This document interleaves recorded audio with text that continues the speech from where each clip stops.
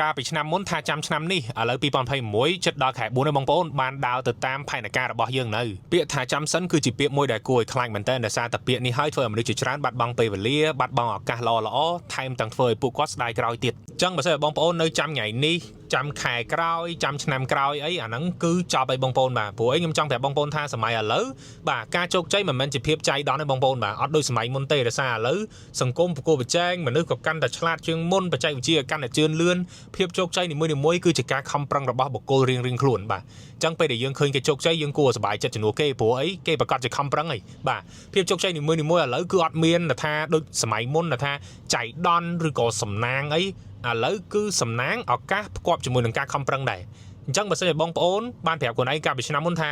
ចាំឆ្នាំ2021ចាំខ្ញុំខំឥឡូវដើរបាន4ខែជិតដល់ខែ4នេះអញ្ចឹងបងប្អូនមានបានដើរតាមផែនការនៅមានបានខំឲ្យអស់ពីលទ្ធភាពនៅមានបានផ្លាស់ប្ដូរខ្លួនឯងឲ្យខុសពីឆ្នាំមុននៅឬក៏ខ្លួនឯងនៅតែដូចឆ្នាំមុនដដែល